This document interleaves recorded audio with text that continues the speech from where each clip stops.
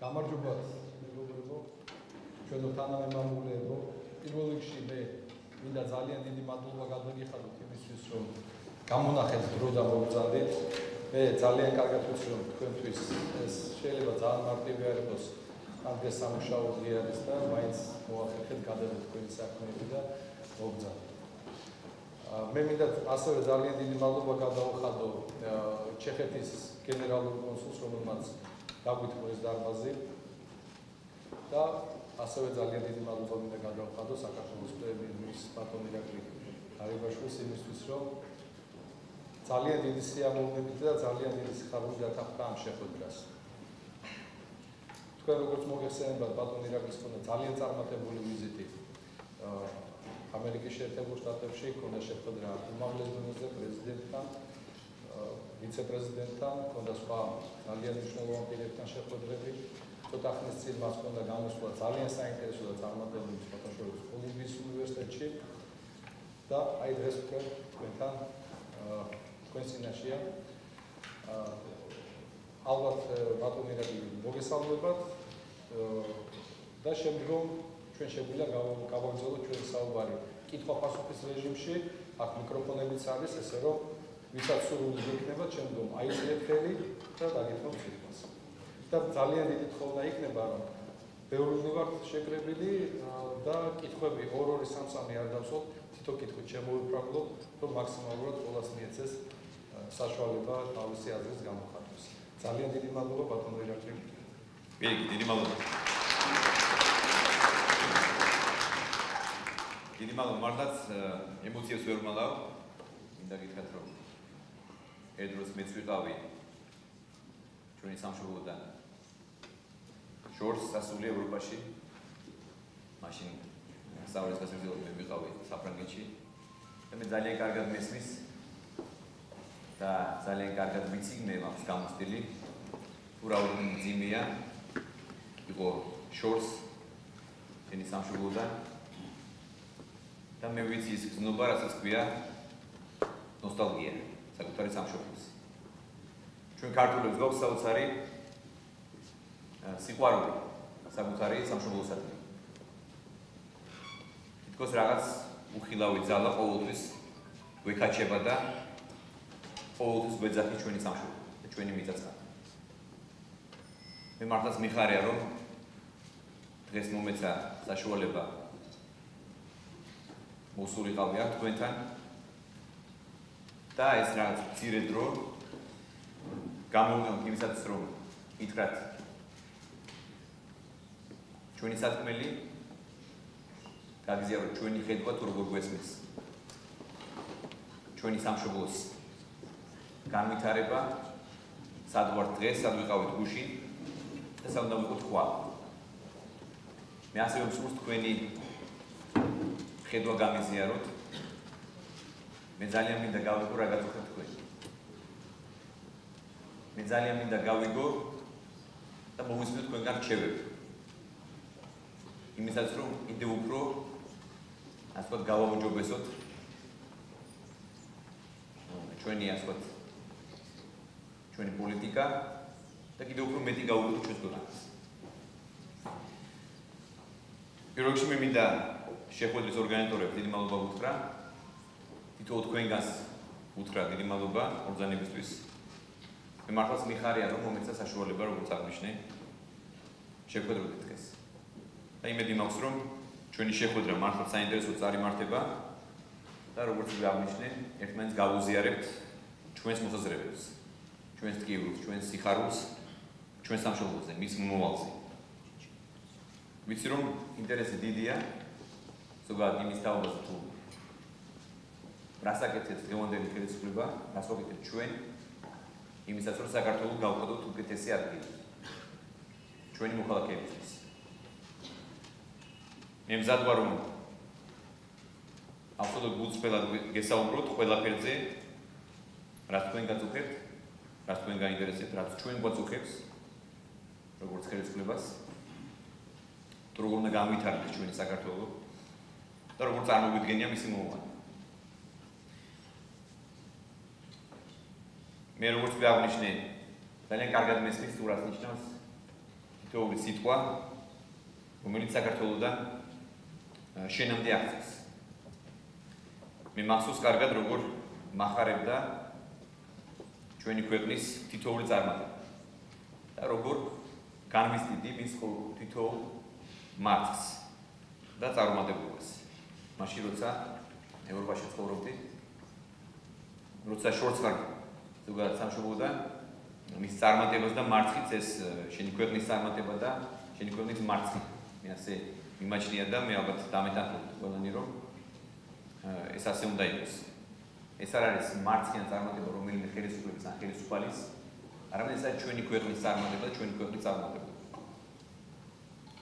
მე ვიცი რომ გაფერადებული, განათებული საქართველოს ლამაზად ჩანდა შორიდან. მე მესმის ყველას ვინც დაიჯერა იმ ხელისუფლების, რომელიც მთელმა მსოფლიომ აღიარა როგორც დემოკრატიის შუქურა, თუმცა არ გაიგოთ რომ მე აქ იმისთვის მოვედი რომ ვინმე გავაკეთო. ან წარსულზე ვისაუბრებ. მე აქ მოვედი იმისათვის რომ გესაუბროთ მომავალზე. ჩვენ ვართ ხელისუფლება, რომელიც აირჩია ქართულმა ხალხმა იმისათვის რომ უკეთესი მომავალი შევქმნათ ჩვენი შვილებისთვის, ჩვენი მომავალი თაობისთვის. მაგრამ რა თქმა უნდა ჩვენ ვართ ვალდებული და ვართ პასუხისმგებელი რომ ადეკვატური პასუხი გავცეთ იმას, რაც ხდებოდა გასული წლების განმავლობაში. მე მესმის რომ ძნელია დაიჯერო იმის თაობაზე რომ ის რომ ხელისუფლება რომელიც თავისუფლებას, დემოკრატიას, პროგრესსა და აღჩენებლობას ქადაგებდა ერთ დროს სინამდვილეში ერთ დღეს ერთპიროვნული ტოტალიტარული მმართველი გახდა. და სწორედ ამ ერთპიროვნული ტოტალიტარული მმართველობისკენ მიაყენებდა ჩვენს ქვეყანას. მინდა ძალიან მოკლედ თქვენთან ერთად კიდევ ერთხელ გადავალო თვალი განვლილ წლებს და თქვენთან ერთად შევაფასო როგორი ქვეყანა დღეს ჩვენი საქართველო. დღეს სად ვართ? ან სად იყო და სად არის? ან სად უნდა იყოს? ჩვენ გვაქვს საკმაოდ მძიმე მემკვიდრეობა. გამოგიტყდებით, მართლაც ძალიან მძიმე აღსაქმელი იყო ეს ყველაფერი, რაც ჩვენ დახვდა.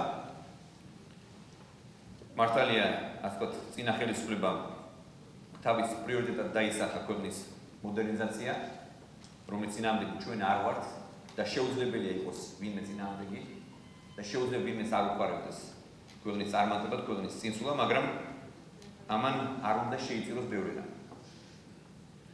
და პირველ რიგში არ უნდა შეიწიროს ადამიანი, მისი უფლებები, მისი ღირსება.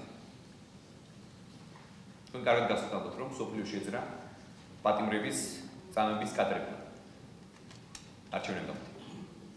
და არამხოლოდ არჩევნების შემდეგ მე ვიყავი მაშინ შინაგან საქმეთა მინისტრი, როცა გამოვიძიეთ მართლაც დაუჯერებელი რაც საშინელება თუ როგორ აწამებდნენ წინა ხელისუფლების წარმომადგენლები და პოლიციის მაღალჩინოსნები ჩვეულებრივ უდანაშაულო ადამიანებს.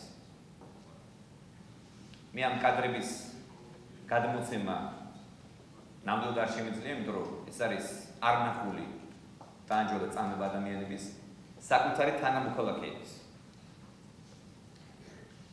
მეგობრ, ეს არ იყო ცნობილი, არაუწეს, მათ შორის არ ჩვენთვის. ჩვენ მხოლოდ გვესმოდა პატიმრების ან მათი მშობლების წუხილი, მათი ჩივრი თუ ვინც გაბედავდა, რომ ხდებოდა არნახული ტანჯვა ადამიანების ციხეებში. მაგრამ არ არსებობდა მის მტკიცებულება. ჩვენ ასევე აღმოაჩინეთ, რომ ამას თურმე ადგილი ჰქონია არა მხოლოდ ციხეებში, არამედ ციხეების გარეთ.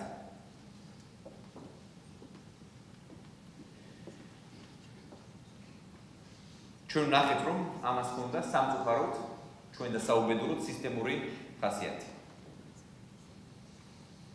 ტოტალურ კონტროლს ექვემდებარებოდა ადამიანების პირადი ცხოვრება, ის ალბათ რომ ესეც თავად აღიარეს, რომ ეს იყო სისტემური ჩავარდნა.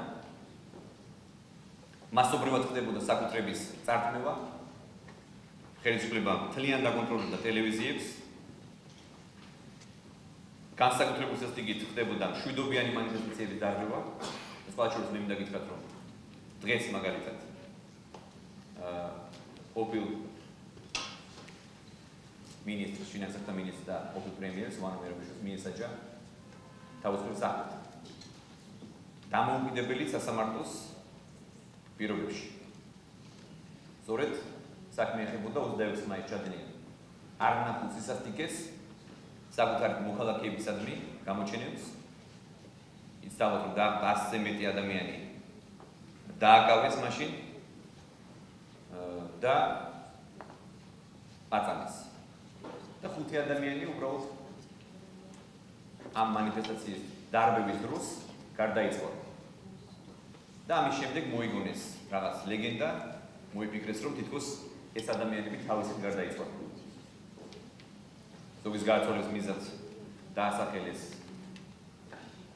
სხვა დამამცირებელი და სხვა დაუჯერებელი ფაქტი, თუმცა ჩვენ გამოვარკვიეთ, რომ ადგილი ჰქონდა ადამიანების მკვლელობას. ეს მოხდა მასიურად უკრაინაში ბოლო დროს. 100-ზე მეტი ადამიანი დაიღუპა. ასეთი რამ მოხდა ჩვენთან. სულ რაღაც 2 წლის წინ. ერთ დღეს, როცა გარდაიცვალა 5 ადამიანი. და სწორედ ამ ფაქტის გამო, ამ სისასტიკის გამო იქნა გასამართლებული ყოფილი პრემიერი ერაბიშვილი. ყველას ავიწყდება რატომღაც და ყველას გონია, რომ ეს საქმეები არის პოლიტიკურად მოტივირებული. დიდი ბოდიში, მაგრამ მე ვერ დავეცან. და ჩვენ გვაქვს საკმარისზე მეტი მტკიცებულება, რომ არც ერთი საქმე ჩვენს მიერ წარმოებული არ არის პოლიტიკურად მოტივირებული. ეს არის აბსოლუტურად ობიექტურად წარმოებული გამოძიება დამოუკიდებელი სასამართლოს პირობებში. მე მინდა შეგახსენოთ, რომ სასამართლო იღებდა წინა წლებში, სულ რაღაც 2 წლის წინ პოლიტიკურად მოტივირებულ გადაწყვეტილებას. 99.6% შემთხვევაში დგებოდა გამამხნეველი განაჩენი. ქვეყანაში მართლაც უმძიმე სოციალური ვითარება იყო. ეს არის მოკლედ ის მძიმე სურათით, მე აღარ მინდა რომ ასეთი დეპრესიული სურათით დავსახოთ, მაგრამ მინდა რომ თქვენთან ერთად გავაანალიზოთ თუ რასთან ჰქონდა საქმე. საიდან მოვედით, რა გადმოვიბარეთ, ახლა სად ვარ და სად მივდივართ.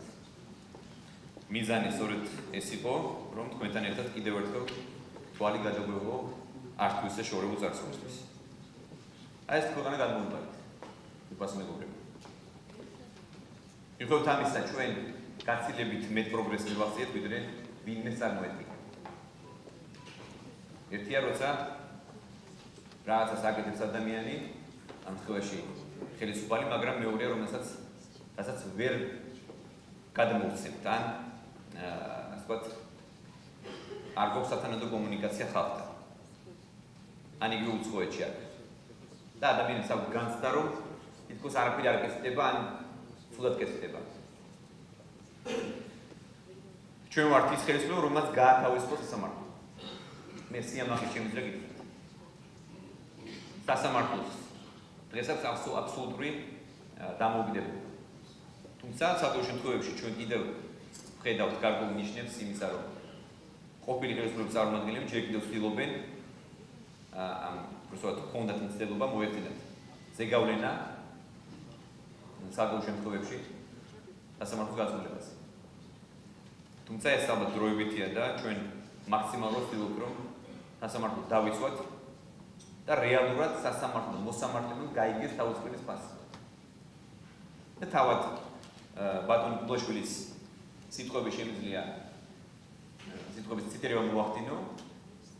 მან თქვა, რომ სასამართლო ისე დამოუკიდებელი არის დღეს, როგორც არასოდეს არ ყოფილა. ჩვენ მე მინდა გითხრათ, რომ მედია საშუალებები აბსოლუტურად გავათავისუფლეთ. არც ერთი მედია არ არის მართული სახელმწიფოს მიერ. არც ერთი მოუწოდებელი.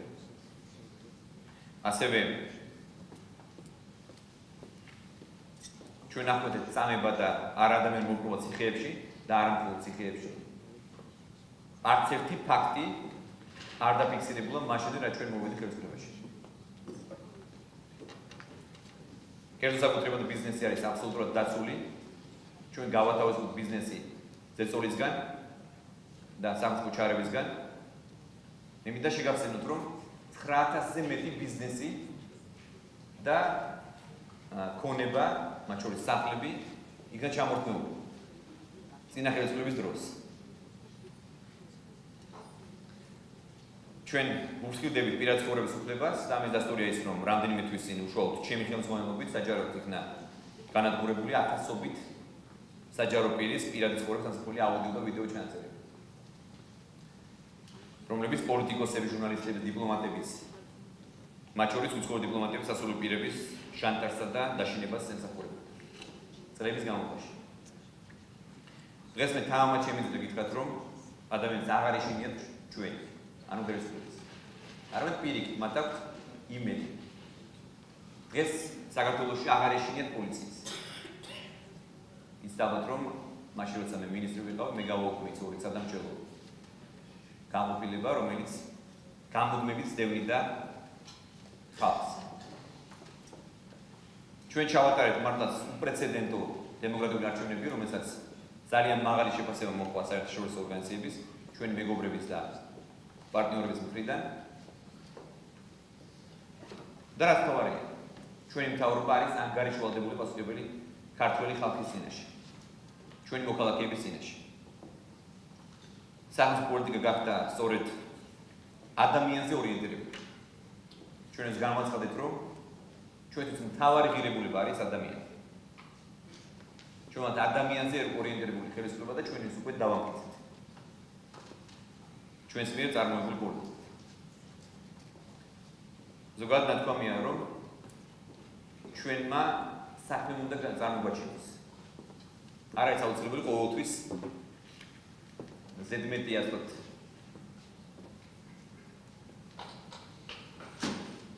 გაშუქებით, ზედმეტი რეკლამირებით მოვახდინოთ აფიშირება ჩვენს მიერ გაკეთებული საქმეების. შეიძლება დღეს არ შევხვდებით ასე დებექტურად ის საქმეები, რაც კეთდება ჩვენი ხელისუფლების დროს, მაგრამ მე დამერწმუნეთ, რომ მოვა დრო, ეს ძალიან მალე მოვა და ყველა კარგად გავაანალიზეთ, ყველა კარგად დავინახავთ თუ რა გაკეთდა ჩვენი ხელისუფლების პირობებში. და ამ შედეგს ჩვენ ყველანი ერთად ძალიან მალე ვიღებთ. ჩვენ ვატარებთ რეფორმების განათლების სფეროში, ჩვენ დავიწყებთ რეფორმებს, ყველა შორის მე მქონდა შეხვედრა კატასტროფის გამოწვევის ფონდის ხელმძღვანელობასთან ამერიკაში, რომელიც წელს გვაძლევს $140 მილიონს, რომელიც მთლიანად იქნება ინვესტირებული განათლების სფეროში, ჩვენ ვიწყებთ განათლების სისტემის გარდაქმნას და ზოგადად განათლების პროგრამის გარდაქმნას, ვინაიდან განათლება არის ჩვენი აზრით ყველაფერი. ჩვენი მომავალ დავუძოთ განათლებას. და შევქმნათ ესეთი განათლების სისტემა, რომელიც უზრუნველყოფს მართლაც კონკურენტუნარიან პირობებს. ძალიან საინტერესო იყო, მე მქონდა შეხვედრა მსოფლიო ბანკის პრეზიდენტთან 2 დღის წინ, უბრალოდ გუში, რომელმაც მართლაც საოცარი სტატისტიკური მონაცემები განვიხილა. მან მითხრა, რომ შვეიცარიაში მაგალითად 25% ახალგაზრდობის სკოლადამთავრებლები მიდიან მხოლოდ უმაღლეს სასწავლებლებში. მხოლოდ 25%. დანარჩენები მიდიან ეგრეთ წოდებულ პროფსასწავლებლებში და ტექნიკურ დაწესებულებებში. რათა დაეუფლონ იქ სხვა ხელოვნებას. საქართველოში სამწუხაროდ დამკვიდრდა ტრადიცია, რომ ყველა უნდა იყოს ასე ვთქვათ კოლეჯში, ყველა უნდა წავიდეს კოლეჯში, უნივერსიტეტში წავიდეს და ყველა უნდა იყოს დიპლომი. თუმცა თავად დიპლომი არ არის, პროფესიები არ არის, ბუნებრივია. თავარი არის ის, რომ ადამიანის მიღებული განათლება, უნდა რეალურად მიღებული განათლება და არა უბრალოდ დიპლომის სახით გამოიყენოს. თავისი მიღებული წოდება გამოიყენოს და მოახდინოს რეალიზება. ანუ რა ვჭირდება, მივიდივართ იქამდე, რომ ადამიანის საჭიროება დასაქმება. უმუშევრობის დონე არის ძალიან მაღალი ჩვენს ქვეყანაში. მძიმე სოციალური ფონი არის განსაკუთრებით რეგიონებში. ადამიანები ეთანხმებით, რომ ამთავრებენ უნივერსიტეტებს, მაგრამ ვერ შეულობენ სამსახურს. იგივე გერმანიის მაგალითი შემიძლია მოგიყვანოთ. 40% მხოლოდ სკოლა დამთავრებულებს მიდიან უმაღლეს სასწავლებლებში. მხოლოდ 40%. დანარჩენები მიდიან ტექნიკურ სასწავლებლებში. ჩვენ ასევე დავიწყეთ და პირადად მე ვაპირებ, რომ ახალი პროგრამა მოვქმედოთ. ვაპირებთ ჩვენი ახალგაზრდების საზღვარგარეთ გაშვებას მსოფლიოს სამხატვრო უნივერსიტეტებში. ჩვენ ასევე უნდა მივიღოთ თანამედროვე ცოდნით აღჭურვილი მთელი თაობა. ახალგაზრდა თაობა ჩვენი მომართალობა არის ჩვენი ის მთავარი რესურსი, რაც უნდა დაეფუძნოს ქვეყნის ძლიერება და ქვეყნის მომავალი. სწორედ განათლება არის ის, რაც იქნება ჩვენი ქვეყნის განვითარების საწინააღმდეგო. ჩვენ ზოგადად ვართ ძალიან დიდი ტრადიციების ქვეყანა. მაგრამ დემოკრატიაში ცხოვრების გამოცდილება თითქმის არ გვაქვს. ჩვენ უნდა ვისაუბროთ დემოკრატიის და თავისუფლებაში ცხოვრება. თქვენ ამ მართლაც დიდი დემოკრატიის სამწყურში ცხოვრობ ადამიანებმა ეს უკვე იცით. აქედან კიდევ უფრო მძაფრად ჩანს, რომ ჩვენს სამშობლოში ეს უნდა ვისაუბროთ ყველა. როგორც ხელისუფლებამ, ასევე ხალხმა. მეგობრებო, დღეს ყველა ქართველისთვის მნიშვნელოვანია ის ეტაპი, რომელსაც ახლა გადადის ჩვენი ქვეყანა. ეს არის ევროპასთან დაახლოება და თანამედროვე სახელმწიფოს შექმნა. როდესაც ჩვენი დიდი წინაპრები ევროპასთან კავშირის გაბმას და დაახლოებას უნავდნენ, ეს არ იყო მხოლოდ რაღაც პოლიტიკური არჩევანი. ეს არ იყო რაღაც პოლიტიკური აღიარება. საქართველო მართლაც ევროპული ქვეყანა. თავისი კულტურით გადავხედოთ ჩვენს წარსულს. ჩვენ გვაქვს მხოლოდ საამაყო წარსული და საამაყო კულტურა. გვაქვს საამაყო ისტორია და რასთავარი ჩვენთვის არის ფასეულობები. სწორედ ამიტომ ვფიქრობთ, რომ ევროპაში ინტეგრაცია ეს არის ერთადერთი სწორი გზა მომავლისკენ. ჩვენ ევროპა იმიტომ არ გვინდა, რომ კარგი ცხოვრება უვიზო რეჟიმი გვეძდა ცხოვრობთ. არამედ პირველ რიგში ჩვენ გვინდა იმიტომ, რომ ევროპისთვის მთავარი ღირებულება არის ადამიანი. ადამიანის უფლებები და მისი თავისუფლება. დღეს ჩვენს თაობას წილად ხვდა პატივი მნიშვნელოვანი ნაბიჯი გადადგას ევროპისკენ, ჩვენი წინაპრების ოცნების სასრულებისკენ და ჩვენ ყველაფერს ვაკეთებთ ამისთვის. იცით, რომ აგვისტოში ჩვენ ვაპირებთ ხელი მოვაწეროთ ევროპასთან ასოების ხელშეკრულებას და რეალურად საქართველო არის ლიდერი აღმოსავლეთ პარტნიორობის პროექტიდან. აქვე მინდა რამდენიმე სიტყვით შევეხო საქართველოს ამერიკის შორის არსებულ ურთიერთობებს.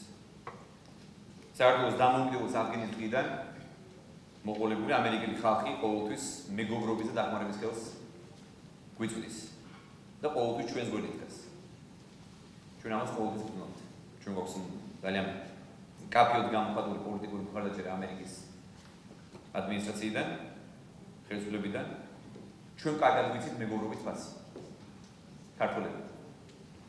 და ყოველთვის ვიდგებით მათ გვერდით, ვინც საქართველოს ერთგული და მხარდამჭერია. მით უმეტეს თქვენ მიგიღოთ ამ უკან. და ზოგიერთისთვის მეორე სამშობლოს გახდა. ამერიკა ოცნების ქვეყანა ამბობენ ყველა კუთხეში მცხოვრები ადამიანისთვის. მიუხედავად ამისა, მინდა რომ იცოდეთ, რომ სამშობლოს კარი ყველასთვის ღია. მე ვისურვებდი, რომ თქვენი პოტენციალის, თქვენი რესურსების გამოყენების საშუალება მოგეცეთ თქვენსავე სამშობლოში. ამას დიდი ბედნიერება არ გვიაქვს ეს. ძალიან კარგი ამერიკაში ყოფნა, ძალიან კარგი ევროპაში ყოფნა, მაგრამ მიმაჩნია, რომ საბოლოო ჯამში ერთ დღეს ჩვენ ყველანი დავყვეთ. ვინაიდან ჩვენი სამშობლო არის საქართველო. და მე ძალიან მინდა. ამიტომაც მე ისე როგორც ჩემი გუნდის თითოეულ წევრმა უნდა გავაკეთოთ ყველაფერი, ვისაც რომ შევქმნათ პირობები თქვენთვის. დაბრუნების პირობები უნდა შეიქმნათ. მე რა თქმა უნდა მოგატყუებ რომ ყველას გითხრათ რომ დღეს თუ დაბრუნდებით ყველანი, ყველას სათანადო სამუშაოდ შეგვიძლია და მოგცემთ. ეს ფუილი იქნება. სწორედ ამიტომ მე მიმაჩნია რომ ჩვენ უნდა გავაკეთოთ ყველაფერი, ვისაც რომ თქვენი დაბრუნებისთვის ყველა პირობა შეგვიძლია. და მე ძალიან მინდა რომ ყველა თქვენგანი კვლავ გიჯულოთ სამშობლოში. ამისთვის ჩვენ მაქსიმალურად გავაუმჯობესებთ გარემოს და შევქმნით ყველა პირობას. იმისთვის რომ თქვენ საქართველოში ცხოვრების და მუშაობის სურვილი გაგიჩნდეთ.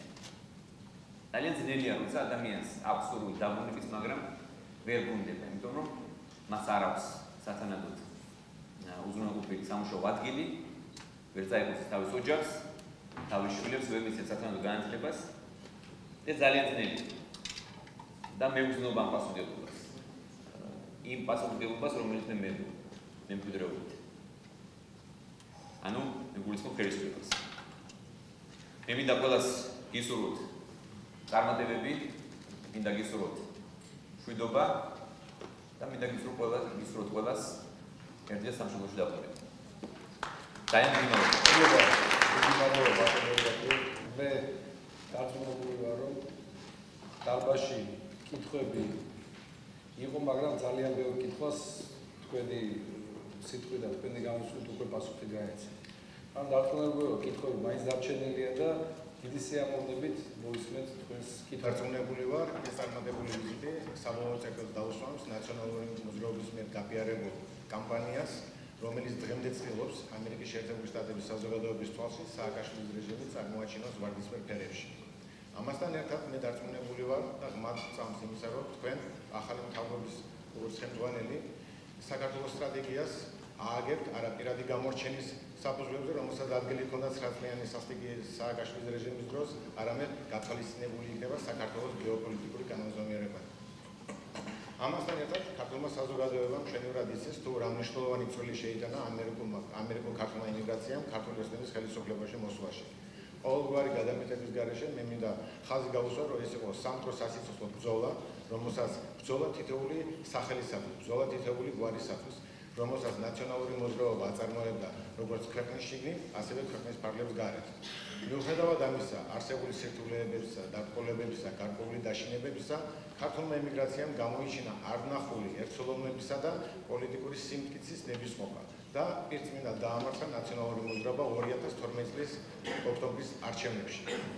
ეს იყო უდიდესი გამარჯვება, ეს იყო ქართველი ერის გამარჯვება, სადაც თითოეულმა ქართულმა შეიტანა წვლილი, თითოეულმა ემიგრანტმა შეიტანა წვლილი. ამ გამარჯვებას შემდეგი ფაქტორებმა გამოიწვია, ეს იყო უშუალოდ ბატონი ბიძინა ივანიშვილის გამოჩენა ქართულ პოლიტიკურ სივრცეში, რომელსაც ქართული საზოგადოების უდიდესმა ნაწილმა ნდობა გამოუცხადა. მეორე ქართულ ემიგრაციაში ეს იყო უშუალოდ ჩემი მეგობრების საინიციატივო ჯგუფის მიერ წინასწარ გაფრინდი და დაგეგმილი ღონისძიების შედეგები, რომელმაც ჩვენ ამ გამარჯვებამდე მივიყვანეთ. დღესდღეობით ვითვალისწინებ იმას, თუ რამდენი ეკონომიურ მდგომარეობაში იმყოფება ჩვენი ქვეყანა, აბსოლუტურად ემიგრაციაში მყოფი საქართველო დღემდე ინახავს იქ ჩვენს ნათესავებს, ჩვენს მეგობრებს, თითოეულ ოჯახებს. მიუხედავად ამისა, ჩვენ ყველაზე მეტი მოთმინების ფიალა გვაქვს და ყოველგვარ ამას უყურებთ იმედის თვალით. მაგრამ არსებობს ისეთი საკითხები, რომელსაც ჩვენ თვალს ვერ დავუჭამთ. როგორც მოგეხსენებათ, დღეს ემიგრაციაში იმყოფება და იზრდება ქართული ახალგაზრდობის ნაწილი, რომელიც ამთავრებს აქაურ უმაღლეს სასწავლებლებს და მუშაობენ ერთ-ერთ წარმატებულ ამერიკულ კომპანიებში. იქიდან გამომდინარე, რომ მახსოვს და ხაზგასმით, მინდა კიდევ ერთხელ შევეხო ამ საკითხს. ქართული ოცნების პროგრამა ეხებოდა ემიგრაციაში კადრების მოძიებას და მათ სრულყოფილ ჩართულობას სახელმწიფოებრივ სტრუქტურებში. აქედან გამომდინარე, როდესაც ემიგრაციაში ჩვენ ასეთი ნაკადი და წარმატებული ახალგაზრდების გვყავს, როდესაც ქვეყანაში აბსოლუტური შიმშილია კადრებთან მიმართებაში. რატომ არ არის ახალი ხელისუფლება დაინტერესებული ემიგრაციაში კადრების მოძიებით, მათი ჩამოყვანით და დასაქმებით? მე დარწმუნებული ვარ და ამ დარბაზში ზის ის ახალგაზრდობა, რომლებიც იყვნენ ჩვენი აქტიური ჯგუფის აქტივისტები, წევრები, რომლებსაც დამთავრებული აქვს აქაური უმაღლეს სასწავლებლები, არც მომეдлება მათი წარდგენა ვინაიდან ძალიან შორსწავალ და შეიძლება რომელიმე გამომჩნდეს და გულივატკინო, ამიტომ არის ის ნაკადი, რომელთაც მოზიდვა შეიძლება საქართველოში. შორს რომ არ წავიდე, უშუალოდ მე პირადად ამიტომ ჭრამაზე არჩევნების დამთავრების შემდეგ მოწადინებული ვიყავი და ვარ კიდევაც ჩავედი საქართველოში ორჯერ, მაგრამ სამწუხაროდ მან ჩემი ცოდნა და სამსახურეობრივი გამოცდილება რაც ამერიკაში არავინ არ მოინდომა და მე ისე ვიძულებული ვიყავი, შევიქენი ჩამოსულიყავი ამერიკაში. მიუხედავად ამისა, ყოველგვარი ამ სირთულეებისა, მე ჩემ მეგობრებთან ერთად აქ შევქმნით პატარა საქართველოს და აქედან მომსახურებით ჩვენ სამშობლოს. და ბოლოს, ბატონო ირაკლი, მე ღმათ წამს, რომ თქვენი ბრძანდებით ზუსტად ის ადამიანი, რომელიც შეძლებს ამ ძიმე სიტუაციის გადალახვა და ჩვენ ქვეყანას წარმართავს სწორი ვექტორის, იმ ვექტორისაკენ, რომელსაც და მისცემს საშუალებას ქართველობას დაუმკვიდროთ კაცობრიობის თანავარსკვლავედში ის ღირსეული ადგილი, რომელსაც ქართველიერი ისტორიულად ემსახურებს. დიდი მადლობა. დიდი მადლობა. თქვენ შეეძინათ მართლა ძალიან მნიშვნელოვანი საკითხი ჩემთვის პირადად. გასულ წელს მართლაც ძალიან რთული წელი მინდა გითხრათ, ეს იყო რთული ასე კოჰაბიტაციის წელიწადი, რომელიც ჩვენთვის იყო ძალიან უცხო. ის ალბათ რომ ჩვენი პრეზიდენტი ყოფილი სააკაშვილი ყოველდღე გვიშლიდა ხელს, ყველაფერში. ის მოზრაობდა არ მოვდის არა მისი გუნდი სოფლიოს ირგვლივ და ყველას ეუბნებოდნენ თუ როგორი დამანგრებელი ძალა მოვიდა კერძო სათავეში. ასეთ პირობებში ბუნებრივია ჩვენ და მით უმეტეს მე მინდა შეგახსენოთ რომ მართალია ჩვენ მოვიგეთ არჩევნები, მაგრამ იგივე ძალიან ბევრი ადგილი კვლავაც რჩებოდა და ძალაუფლების დიდი ნაწილი რჩებოდა ნაციონალების ხელში. თუმცა მას შემდეგ ბევრი რამ შეიცვალა და ჩვენ ახლა დავიწყეთ თქვენ დამასწრეთ უბრალოდ მე მინდოდა მეთქვა სწორად არ თქვენ ყავს მთავრობის ადმინისტრაციის ხელმძღვანელის მოადგილე რომელიც უშუალოდ არის ჩართული და მე მინდა მას მოვუწოდო რომ ინფორმაცია ისე ვაპირებთ რომ მოგეწოდებინათ თქვენთვის დეტალურად რას ვაპირებთ და რა არის ჩემი პროგრამა. მე მინდა ზოგადი მოწოდება გავავრცელო, ამას მოვახდენთ ალბათ თქვენ. ალბათ მარტის შუა რიცხვებში. პროგრამა ითვალისწინებს შემდეგს. ის რაც თქვენ თქვით. საქართველოს ქართველებს გვაქვს ძალიან დიდი ინტელექტუალური რესურსი. მაგრამ ისევე როგორც ყველა რესურსი, ინტელექტუალური რესურსი არის გაფანტული. და ამ რესურსს ვერ ვიყენებთ ჩვენ სათანადოდ. ზოგადად ეს არის ჩვენი პრობლემა, ქართულის პრობლემა ეს არის. გვაქვს ჩვენი რესურსი, გვაქვს ჩვენი პოტენციალი, მაგრამ ვერ ვაჯგუფებთ ამ პოტენციალს, ვერ ვიყენებთ სათანადოდ. ვერ ვახერხებთ სათანადოდ. ჩემი იდეა არის ისეთი, რომ მოხდეს შერჩევა, ყველა წარმატებული ან კურსდამთავრებული, ან ნებავთ იმ ადამიანს, რომლებიც უკვე დასაქმებულები არიან უცხოეთში, იქნება ეს ამერიკა, ევროპა, სხვა და ჩვენ უკვე სახელმწიფო გამოვაცხადეთ ვაკანსიებს უახლოეს პერიოდში, ალბათ ერთი წლის მანძილზე მოხდება უკვე ვაკანსიებს გამოვაცხადებთ და ამ ადამიანებს წარმატებულ კურსდამთავრებულებს შეეძლებათ მიიღოთ მონაწილეობა აღნიშნულ კონკურსში. ასე რომ ეს საკითხი ნამდვილად არ მიგვიტოვებია პირიქით. აი ბატონი კოტე დამეთანხმება, ეს იყო ერთ პირველი საკითხი, რომელიც ჩვენ განვიხილეთ და ეს არ დაგვიწყებია. ასე რომ დაახლოებით ერთვის მანძილზე ჩვენ გამოვაცხადეთ ამ პროგრამას, ეს იქნება ხელმისაწვდომი ყველასთვის და ყველა დაინტერესებული ახალგაზრდა იქნება თუ სხვა, ვისაც სურს დაბრუნდა საქართველოში და ჩაება და თქვა საჯარო სამსახურში, ჩვენ მათ მივცეთ საშუალებას. დაახლოებით რამოდენიმე თვის წინ მე ვიყავი ამერიკაში და შეხვდით ნაცვლს ამბობ და მაშინ ვისაუბრეთ იმაზე, რომ ჩვენ ვაკეთებთ დიასპორულ ქსელს. ვირტუალურ დიასპორულ ქსელს. ეს იქნება დიასპორული ქსელი ინტერნეტ სივრცეში ყველა ქართველისთვის ვიცხოვრობს საზღვარგარეთ. აი ეს ქსელიც იქნება ერთ-ერთი საშუალება და ინსტრუმენტი და იარაღი იმისთვის, რომ ჩვენ მოვიძიოთ ჩვენ წარმატებული თანამემამულეების საზღვარგარეთ და გქონდეს პირველ რიგში მათი ინფორმაცია, გქონდეს მათთან კომუნიკაცია, რომ შემდგომ საჭიროების შემთხვევაში მათ შესაძაც იქნება ვაკანსია ესეთი, სადაც დაგჭირდება ესეთი სპეციალისტი, რომელიც შეიძლება საქართველოში არ ყავდეს და უნებრივია ჩვენ ყავს ძალიან ბევრი საზღვარგარეთ. ჩვენ შევძლებთ მათ მოწვევას და ჩამოყვანას საქართველოში, ისე რომ ეს მოგესალმებით. მე ვიცი რომ ბატონო პრემიერ-მინისტრო შეზღუდული ხართ პროტოკოლით ძალიან შემჭირებული, ამიტომ პირდაპირ პრობლემებზე დავიწყებ, ჩვენი იმიგრაციის პრობლემებზე საუბარს. მანუჩარ გაჭახიძე, ჟურნალ „მამულის“ რედაქტორი, ერთადერთი ქართული გამოცემის ამერიკაში. სამ პრობლემას წამოვწევ წინ თუ შეიძლება.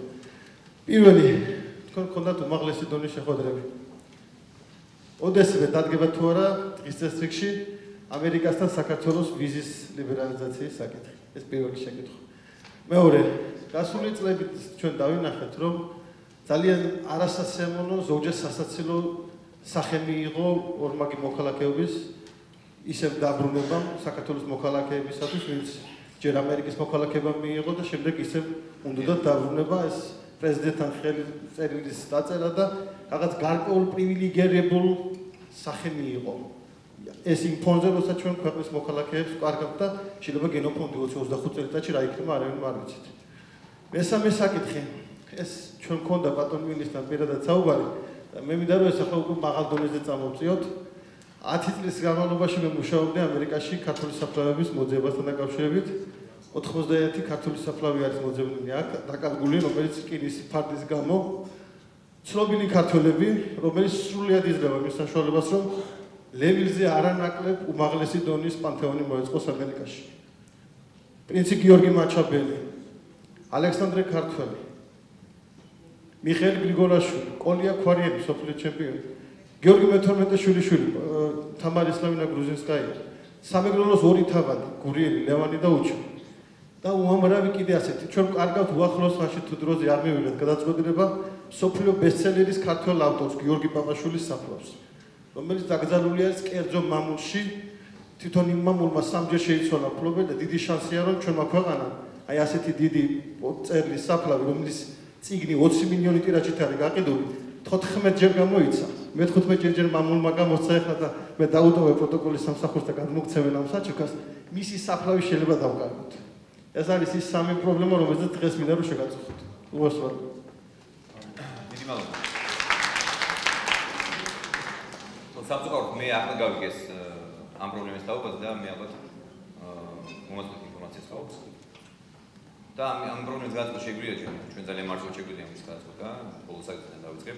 რაც შეიძლება პირველ საკითხს თუ მოხდება თუ არა ვიზების გამარტივება, მე მგონი ეს პროცესი დაიწყო და გასულ წელს ეს უკვე იგრძნობა და ძალიან ბევრი ქართველი გამარტივებულად იღებს ამერიკის ვიზას.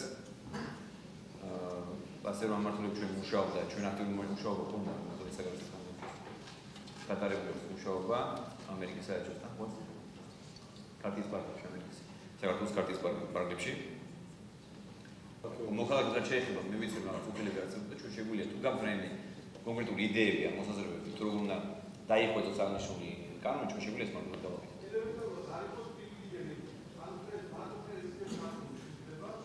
აბა ვის კონდეს, როგორ უნდა გავაკეთოს? აბა როგორ უნდა გავაკეთოს? Ja. გასაგები. დავით. გამარტივებულიც არის და საქმე კანონი გძალავს თუ ადამიანი საქართველოს ყოფილი მოქალაქე შევიდა სხვა ქვეყნის სამსახურში, იუსტიციის სამსახურში, იმას კანონით ეკრძალება, ამიტომ გაფილტრა მაინც ხდება. My name is George Cartozia and I'm a Georgian who was born and raised in the United States. And first and foremost, I'd like to thank you and congratulate you on your successful visit to the United States. Many among us here, Georgian Americans, think it's a firm foot forward in progress for our nation. And I would also like to thank Mr. Surguladze here for organizing this event and all of his efforts to include the diaspora in all of our political efforts to this day. Unlike many people here who have commented, I'd like to focus on the other P word instead of problem, progress. I have been to Georgia for the first time maybe 2 months ago, And I have never seen a country with so much beauty and so much potential, sheer potential for growth.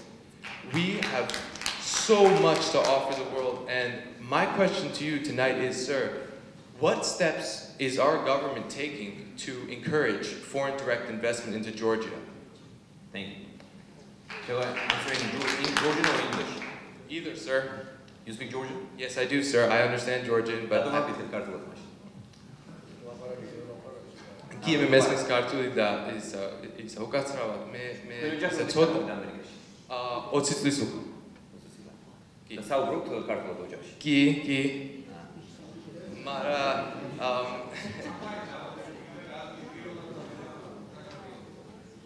დიდი მამა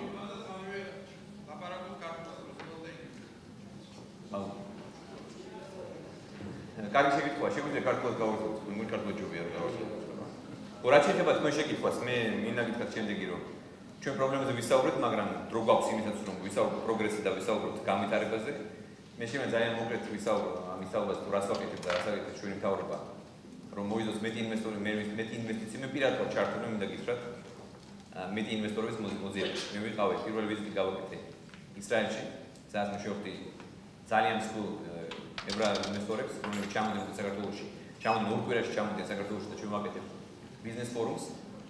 ისინი აპირებენ მრავალმილიონი ინვესტიციების შემოტანას საქართველოში. ინვესტიციები ჩაიდება როგორც ოფსმეონებაში, ასევე ენერგო სექტორში. მე გულისხმობ ჰიდროელექტროსადგურების მშენებლობას, როგორც მცირე ზომის, ასევე საშუალო და დიდი ზომის სადგურების მშენებლობას. ჩვენ ასევე ვიყავით დავოში, მე პირადად ვიყავ ჩასული და იქ ინვესტორები შევხვდით და ისინიც მათი ჩამოსვლა იგრძნობა საქართველოში. ინვესტიციების შემოტანა უკვე დაწყებული საქართველოში და მე მინდა გითხრათ რომ რეალური ზრდა ეკონომიკის ჩვენ გვქონდა საკმაოდ შთამბეჭდავი 8% გქონდა ნოემბრის თვეში 8.1% ეკონომიკის ზრდა დეკემბერში ჩვენ გქონდა 8.4% იანვარში გქონდა 8% წელს გვაქვს ჩვენ დაახლოებით 6.3% გვექნება ზრდა ეკონომიკის მინდა გითხრათ რომ სოფლიო ბანკის პროგნოზის მიხედვით ეს ზრდა არის აბსოლუტურად რეალისტური ეს არის რაც ოპტიმისტური ამას გარდა ჩვენ გვაქვს მთავრობამ შეიმუშავა ძელვადიანი განვითარების პერსპექტივა, გეგმა, უბრალოდ სტრატეგია, ეკონომიკის სამინისტრო და ფინანსის სამინისტრო ერთობლივად. ეს სტრატეგია უკვე იქნება ხელმისაწვდომი ძალიან მალე ყველასთვის. სტრატეგია მოიცავს ქვეყნის განვითარების ყველა ასეთ ეტაპს, როგორ უნდა განვითარდეს ქვეყანა სწორად. მე მინდა გითხრათ სამწუხაროდ ბოლო წლების განმავლობაში ქვეყანაში ისე როგორც ყველა სფეროში, ახაც ეკონომიკაშიც მიმდინარეობდა არასწორი ტენდენციები. ეკონომიკაში რეალურად ხდებოდა ეკონომიკის განვითარება დროებითი სტიმულატორებით. მაგალითად, წარქმული ბიზნესი, კი ბატონო, თანხმობით, დატერორებული ბიზნესით, დატერორებული გადასახადებით და ასე შემდეგ. ჩვენ დავიწყეთ ამის გაჯერსაღება რეალურად. არც ერთი ბიზნესი დღეს არ არის დატერორებული. ბიზნესი არის აბსოლუტურად თავისუფალი. როცა საქართველოში, როცა ქვეყანაში ვერც თავაზე ინვესტორს ან ბიზნესმენს შენი ქონებით დაწეს იქ არც ერთი ინვესტორი არ შემოგვიდა. ვინც იყო შემოსული, ყველა იყო დატერორებული. მათ იცოდნენ, რომ რაღაც გარკვეული ხარკი უნდა ეხადათ ხელისუფლების, როგორც ოფიციალურად, ასე არაოფიციალურად. ეს პრაქტიკა, ეს მავნე პრაქტიკა, ეს ტრადიცია ჩვენ დავამთავრეთ უკვე და რეალურად დავიწყეთ საძირკვლის სწორად ჩაყრა. იმისაც, რომ განვითარდეს რეალური ეკონომიკა და რეალური, ინკლუზიური და სტაბილური ზრდა მივიღოთ ეკონომიკას. მე გეტყვით ძალიან საინტერესო მაგალითს. მე გეტყვით რომ შეიძლება გვესმის ყოფილი ხელისუფლების წარმომადგენლების საუბარი, რომ ეკონომიკა გაორმაგეს. არავითარ ეკონომიკის გაორმაგება არ ყოფილა საქართველოში. 116 ადგილზე იყო საქართველო ერთ მოსახლეზე GDP-ს, ანუ მეშეპეს ზრდის მიხედვით, მაჩვენებლის მიხედვით. 116-ზე 24 წელს. ახლა წარმოვიდგინოთ რომელ ადგილზე იყო 2012 წელს. 115-ზე. ანუ მხოლოდ ერთი ადგილით გააუმჯობესა საქართველოს ეკონომიკის ზრდა, ანუ GDP-ს ზრდა ერთ მოსახლეზე. ეს არის რეალური, ისევ ეს არის რეალური ფაქტი და ამას ვერავინ ვერ გაიქცევა უბრალოდ. და საუბარი იმაზე, რომ ეკონომიკა გაორმაგდა და რეალური ზრდა ჰქონდა ეკონომიკას, ეს არის ძალიან დიდი ტყუილი. მე მქონდა საუბარი სოფლიო ბანკის წარმომადგენლთან, ჩვენ გავაკეთეთ ბიზნეს ფორუმი და სწორედ მაგ საკითხზე, თუ როგორ უნდა მოვიზიოთ ინვესტიციები და რა სფეროებში. მათი დასკვნა არის საგანგაშო. დასკვნა ანუ გასული წლების, გასული 10 წლის. მე ვაპირებ გავასაჯარო ეს დასკვნა, რომ ყველამ კარგად გაიგოს და ვეღარ გაბედოს ასე მოძრაობის წარმომადგენლებმა თქვას, რომ ეკონომიკა გააუმჯობესდეს. ეკონომიკა რეალურად გაანადგურეს, მე არ მინდა ისე მოვიხმარო, მაგრამ სოფლის მეურნეობა არის განადგურებული. 85% არის იმპორტირებული საქონელი. მაშინ მე ვეთანხმებ ჩემს ახალგაზრდა მეგობარს. ძალიან ბევრი ამის წარმოება შეგვიძლია ჩვენ საქართველოში. მე გული მკიოდა უბრალოდ და მე ხა მადლობა ღმერთს რომ მოგვა საშუალება რომ ჩვენ თვითონ გავაკეთოთ ყველაფერი. ახლა ყველაფერი არის ჩვენ ხელში. ჩვენი მომავალია ჩვენ ხელში. სწორედ ამ მიზნით ჩვენ ეკონომიკის სამინისტროსთან დავიწყეთ მუშაობა. ჩემი ინიციატივით შეიქმნა ჯგუფი, რომელიც მუშაობს ქართული პროდუქციის წარმოების განვითარებაზე. პირველ დოკუმენტში შეადგინა ეკონომიკის მინისტრი პირადად ჩართული ამ დოკუმენტის, ამ პროგრამის, ეროვნული პროგრამის პრეზენტაცია ჩვენ მოვახდინეთ მსოფლიო ბანკის წარმომადგენლებთან, ვინაიდან მათი ექსპერტიზა არის ძალიან მნიშვნელოვანი ჩვენთვის. რაც ითვალისწინებს აღნიშნული პროგრამა. ეს ითვალისწინებს ქართული წარმოების განვითარებას და ხელშეწყობას ქვეყანაში. ეს არის ძალიან დიდი დანაშაული, მე მეთქვი, ეს არის დანაშაული, როცა საქართველოს მოსახლეობა, მოქალაქეები იდულობენ არა ქართულ პროდუქციას, არამედ შემოტანილ, უსქოთად შემოტანილ სოფლის მეურნეობის პროდუქციას. ეს არის, მე ვიტყოდი, კატასტროფა, ვინაიდან სოფლის მეურნეობის მოსპობით და ამ დარგის არ ხელშეწყობით ძალიან ბევრი სამუშაო ადგილი დაიკარგა. სწორედ ამიტომ მიგვაჩნია, რომ ჩვენ ახლა დავიწყოთ თითოეული დარგის გაანალიზება ეკონომიკის და მთლიანად ინდუსტრიის. და უკვე გვაქვს რეალური ხედვა, რომელი დარგით დავიწყოთ ჩვენ განვითარება. და რითი წარმოება შეგვიძლია. კონკურენტუნარიანი პროდუქციის წარმოება ჩვენ შეგვიძლია მთელ რიგ დარგებში. ასე რომ ჩვენ არ ვაპირებთ, რომ ხელოვნურად ჩავანაცვლოთ იმპორტი ადგილობრივი წარმოებით, არამედ ჩვენ შევგნით კონკურენტუნარიან პროდუქციას, რაც გამოიწვევს რეგიონებში, მithumet გვინდა რომ გამვითოთ და რეგიონებში დავიწყოთ წარმოების აღორძინება და საწარმოების გახსნა დავიწყოთ, რაც გამოიწვევს ადამიანების დასაქმებას პირველ რიგში და ჩვენი წარმოების განვითარებას. არავითარ ბალანსი არ არის საუბარი. ყოველგვარ ბალანსი არის დარღვეულ ქვეყანაში. მე კიდევ გიმეორებ, რომ 116-ზე ვიყავით 2004 წელს, 115-ზე ვართ 2012 წელს. ეს არის რეალობა, მეგობრებო. ეს არის ის რეალობა, რაც ჩვენ ჩავიბარეთ. სწორედ ამიტომ ახლა დაიწყეს საუბარი, რომ ეკონომიკა აღარ ვითარდება, აღარ რაღაც ხდება. არ ხდება, ჩვენ დავიწყეთ ეკონომიკის, დავიწყეთ გაჯანსაღება რეალურად და რეალურად სწორი რეფორმების განხორციელება დავიწყეთ ქვეყანაში. ინვესტიციები ახსნა. ჩემი ხედვა არის, ჩვენი მთავრობის ხედვა არის, რომ საქართველოს გახდეს რეგიონალური ჰაბი, რეგიონული ცენტრი, სადაც აშენდება მრავალფუნქციური, მულტიფუნქციური ლოჯისტიკური ცენტრები, სადაც იქნება განვითარებული სოფლის მეურნეობა, იქნება კონკურენტუნარიანი სოფლის მეურნეობა, რომელიც კონკურენციას გაუწევს ევროპულ პროდუქციას, ვინაიდან საქართველოში წარმოება რეალურად ძალიან მაღალი ხარისხის სოფლის მეურნეობის პროდუქცია. ეს არის ის დარგი, რომელიც გამოიწვევს დასაქმებას, ახალ სამუშაო ადგილებს, ენერგეტიკა. ეს არის მეორე დიდი დარგი, რომელიც უნდა განვითარდეს. და ჩვენ გვაქვს რეალური ბიზნეს გეგმები და რამდენიმე ჰესე გაიხსნა გასულ წელს და წელს ვაპირებთ, რომ კიდევ უფრო მეტი ჰესები ავაშენოთ და არ არის აუცილებელი, რომ დიდი ჰესები აშენდეს. საუბარი არის მცირე ჰესებზე, საშუალო ჰესებზე. ასევე მინდა ვისაუბრო თვითონ საქართველოს როგორც გეოგრაფიული მდებარეობის გამოყენებას. ჩვენ გვაქვს მართლაც უნიკალური მდებარეობა, რომელსაც ვერ ვიყენებთ. სწორედ ამ მიზნით ჩვენ გვაქვს ჩვენი განვითარების გეგმა, ჩვენს განვითარების სტრატეგიაში გვიდევს გათვალისწინებული გვაქვს საქართველოს როგორც გეოგრაფიული მდებარეობის გამოყენების მაქსიმალურად ეფექტიანი გამოყენების საშუალებები. ამას გარდა მინდა გითხრათ, რომ საქართველოს არის ერთ-ერთი ყველაზე მდიდარი ქვეყანა სასმელი წყლის რეზერვებით. სასმელი წყალი არის დღეს 1 ლიტრი სასმელი წყალი არის 2-ჯერ უფრო მეტად ძვირი ვიდრე ნავთობი. ეს არის ჩემი მოტანილი, არამედ ეს არის მსოფლიო ექსპერტების შეფასება, რომ სასმელი წყლის დეფიციტი შეიქმნება მსოფლიოში 20-25 წლის შემდეგ. ჩვენ გვაქვს ეს რეალურად. ეს ბუნება მოგვცა, ეს მართლა მოგვცა, რომ საქართველოს აქვს ულევი, პრაქტიკულად ულევი სასმელი წყლის რეზერვები.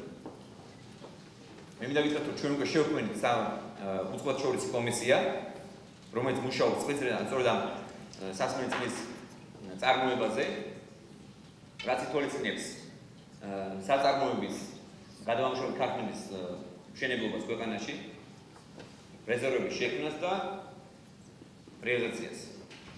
ჩვენ გვაქვს მე შეხვედრები მქონდა და ვაპირებთ დავაქტიუროთ შეხვედრები ინვესტორებთან, რომლებიც დაინტერესებული არიან წყლის ყიდვით, განსაკუთრებით ახლომოსავლეთში, ვინაიდან იქ იცით რომ 30 მილიარდი იხარჯება კერძოდ ყატარის სახელმწიფოში წყლის გადამუშავებაზე.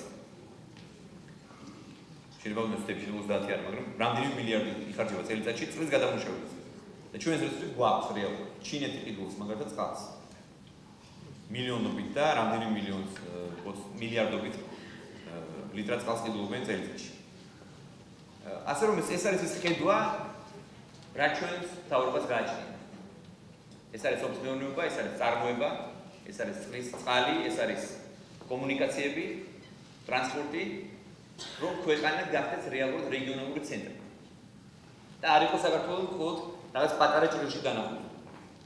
ჩვენ გვაქვს ბუნებრივი მდებარეობა, რომ გავხდეთ კონკურენტუნარიანი და რეალურად ძლიერი მოთამაშე რეგიონში. აი ეს არის ჩვენი ამბიცია. და ჩვენ ამას აუზობთ მივახცევთ. დიდი მადლობა. ბატონო პრემიერ-მინისტრო, მოგესალმებით.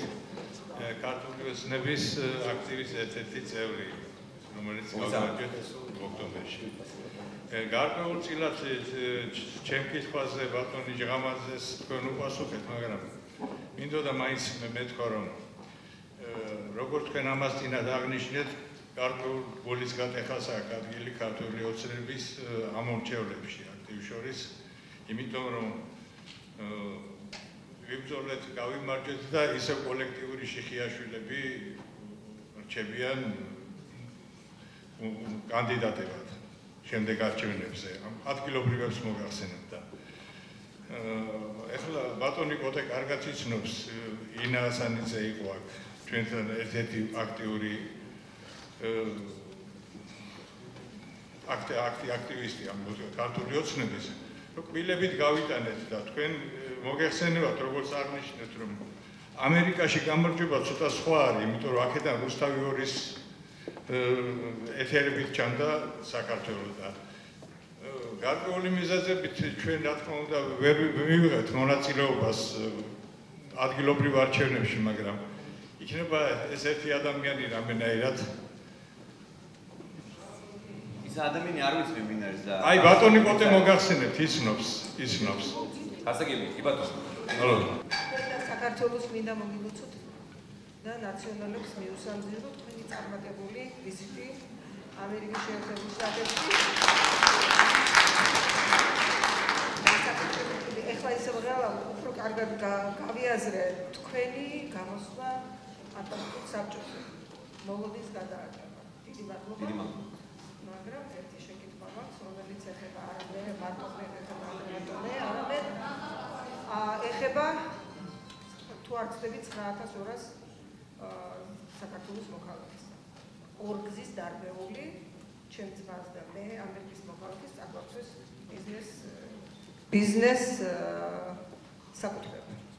კი ბატონო მესმის, ჩემი გადაყიდულია, გამოსაძიებელია, გამოსაკვლევია, მაგრამ ჩემი ძმის გაუყიდავი ვიღაცა მერიაში ბუჩქებში ელოდება, როდის დაბრუნდება და დაიკანონებს ჩემი ძმის ქონებას. არც განცხადებას ღებულობენ ჩემი ძმის, რომელიც თავისუფალი ის ბიზნესი არის არ აქვს დაკავებული, არის არ აქვს დაკავებული. ვინ აგებული განცხადებას? პროკურატურა. ჩემი ძმა 2 დღე შიმშილობდა პროკურატურის მისაღებში. განცხადებასაც არ აღებულ, პროკურორი არ ძღებულობს. და როდის? როდის იყო და 14-ში იყო. იმ დროს როცა გიორგიონიანი შემოვარდა და მთელი ესე რა თქვია ტელევიზია მოყვებოდა და ყვიროდა მე დამიჭირეთ, მაგის მეგობრები დაუჭერია. კი დაიჭირეს, აუსრულეს, ბატონო, კი ბატონო, მაგრამ გასაგებია, რომ ის ჩემი ქონება გადაყიდულია მოასწრო ნაციონალებმა და გადაყიდეს 17 სექტემბერს, როცა 1 ოქტომბერს უკვე ჩვენ მოვიდეთ. გასაგებია. ხო. მაგრამ ის რაც არ არის გაყიდული, იმას პრეცედენტს რატო არ უშვებთ, რომ დავიბრუნოთ ქონება. წართმეული, ჩემი ძმა 4 თვე ციხეში იყო. მე ჩანაწერები მაქვს.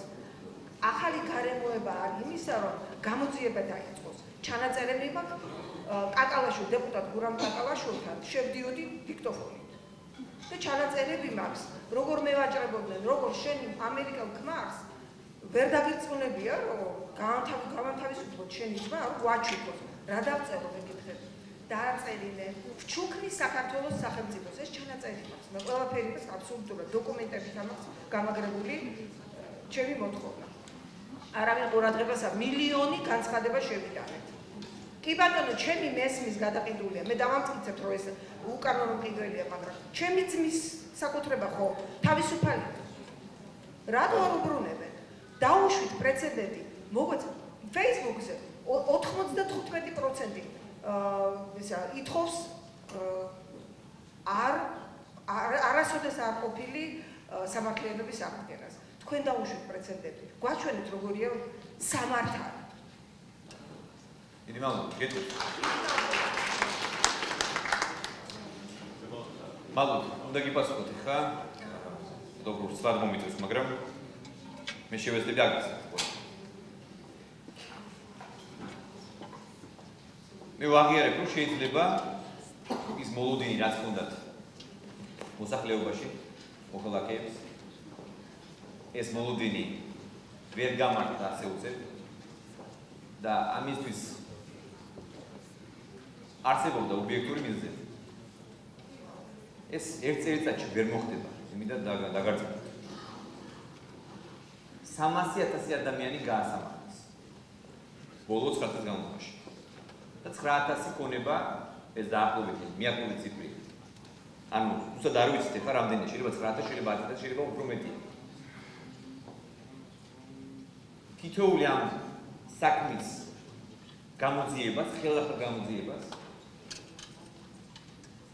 შეიძლება უზარმაზარი დრო და უზარმაზარი რესურსი. თანაც ამას ვაკეთებთ ყველაფერს პარალელურად, ხო?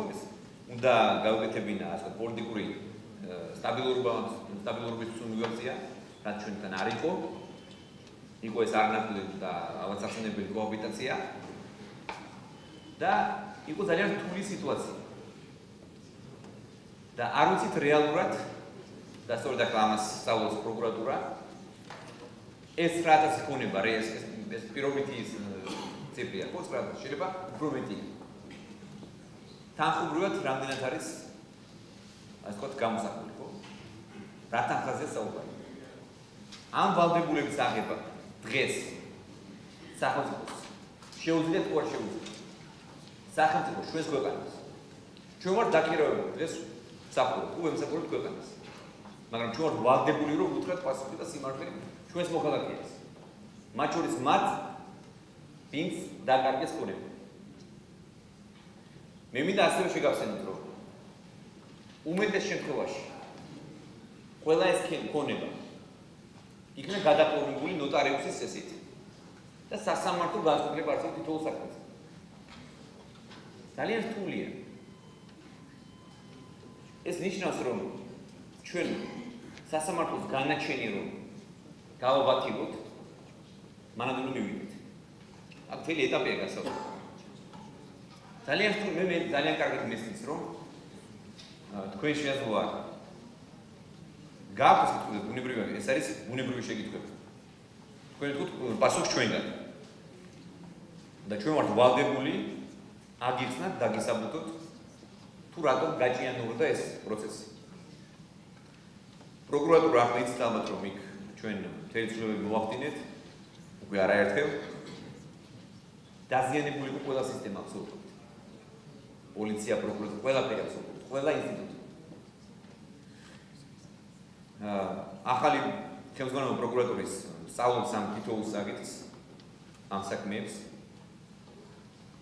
მე ვერ შეგვიდებით, არ ვიცი როდის იქნება ამაზე კონკრეტული პასუხი თუ როდის დავიწყოთ ამ კონების დაბრუნებას ან ვერ დაბრუნებას მე ვერ გეტყვით წინასწარ ჩვენ უნდა გამოვაყოთ მექანიზმები რომ ერთი საქმის გაკეთებით მეორე უფრო ძვირფასი არ დავაზიანოთ ამ ხელ ვალდებულების აღების უფლება ჩვენ არ ვიცით გვაქვს თუ არ გვაქვს მე ვერ გეტყვით ჩვენ უნდა შევაფასოთ ამის გამოსყიდვა როგორ უნდა მოხდეს იმიტომ რომ ეს ქონება გადაიყიდა ანუ რა მოხდა რომ ზამოკეთილი წარმოვიდგინოთ რომ ეს ქონება გადაუფორმეს სახელმწიფოს ბრწყალებში ნებით ნოტარიუსი არის გაფორმებული საქმე შენ სასამართლოში არის გაგზავნილი სასამართლოს აქვს განაჩენი გამოტანილი ამის შემდეგ ეს ქონება არის გასხვისებული მეორე მესამეჯერ და ამ სახელმწიფო დაიწყოს ამის გავათილება უნდა მოყვეთ ბოლოდან ხო ძალიან რთულია ჩვენ ამაზე ამ მექანიზმებს გარწმუნებთ რომ მუშაობთ 24 საათი პროკურატურა ახლა აკეთებს სისტემატიზაციას ამ საქმეების ის ქონება რაც სახელმწიფოს საკუთრებაში არის უფრო მარტივი და საკუთრებელი იქნება უნებრივია რაც ჩვენთან არ არის ძალიან რთული იქნება საქართველოს დღეს უჭირს მეგობრებო ჩვენ არ გვაქვს საუბარი რამდენი მილიარდი ამ ვალდებულების აღება დღეს ნიშნავს რომ ჩვენ ყველა პერსპექტივას ვუკლავთ მომავალთაობას არც ერთი ინვესტორი აღარ შემოვა საქართველოში როგორც კი ვაღიარებთ რომ ამ ასეთი ვალი აქვს სახელმწიფოს შიდა ვალი ძალიან აბსტრაქტულად ასე საუბრობთ თქვენთან ვშელობ მაგრამ ეს არის რეალობა ჩემი სახელი და გვარია თამილე ჟორჟოლიანი. ჩამოვედი ამერიკაში 5 წლის წინათ green card-ით. ვარ მწვანე კარტის ფლობელი. საქართველოში დავტოვე ყველაზე ძვირფასი რაც არის ჩემ ცხოვრებაში, შვილები და თვითონ ჩემი სამშობლო საქართველო. ეს იყო აუცილებლობით გამოწვეული, რომ მე დამეტოვებინა ჩემი შვილები და ჩემი საქართველო. ჩემი შვილები არიან წარჩინებული დიპლომის ფლობელები, აქვთ მაგისტრატურა. ტყუპები არიან ბიჭები, ერთი სწავლობს ბარსელონაში უნივერსიტეტში მაგისტრატურაზე, მაგრამ რატომღაც საქართველოში არავითარი მნიშვნელობა არ ექცევა წარჩინებული დიპლომით არის პიროვნება თუ ჩვეულებრივი დიპლომით, აი როგორი დონის განათლება მიიღო, ამას არ აქვს მნიშვნელობა. თავარია რომ ვიღაცა მაპატიეთ რა, შეიძლება ცოტა ესეთი გამონათქვამი იყოს. თავარია რომ ვიღაცის ნათესავი იყო ცნობილი პიროვნების, ან მინისტრის, ან ხელისუფლების რომელიმე წევრის, ან პარლამენტის რომელიმე წევრის, ეს წვეთს ქართველი ახალგაზრდობის ბედს და არ წვეთს რატომღაც წარჩინებული დიპლომი აქვს მას თუ ადრე როცა იყო განუკითხაობის პერიოდი, ფულით შედიოდნენ უნივერსიტეტში, ფულით ღებულობდნენ დიპლომს და მაპატიეთ და საკუთარი გვარის და სახელის წერა იციან და იციან პრაქტიკული ცხოვრება.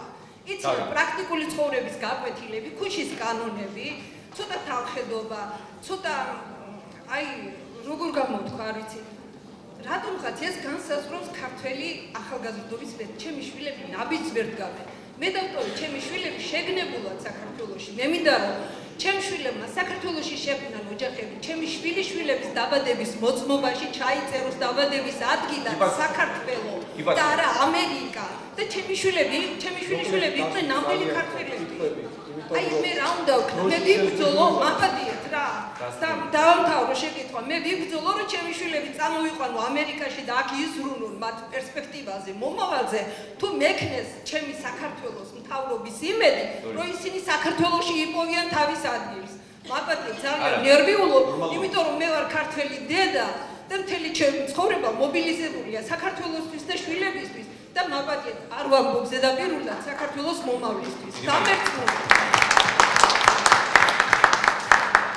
ალბათ თქვენი შეკითხვა დაახლოებით გავდა თქვენ შეკითხვას ანტონის შეკითხვას ამას მე გიპასუხეთ რომ ჩემს ასე ხედვას ძალიან მალე გავასაჯაროებთ ეს იქნება პროგრამა რომელიც ითვალისწინებს დასაქმებას და სწორედ თქვენი შვილების ასე ვთქვათ მსგავსად ძალიან ბევრი ახალგაზრდა ნიჭიერი ახალგაზრდა არის არა მხოლოდ საქართველოში, არამედ უცხოეთშიც.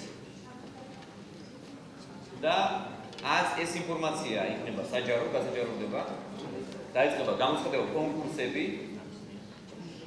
სულ რაღაც ერთ-ერთი დაახლოებით ერთის მანძილზე თქვენ ეკავთ ინფორმაცია. ქართული ოცნების ახალგაზრდული ფრთის წარმომადგენელი ფილადელფიაში.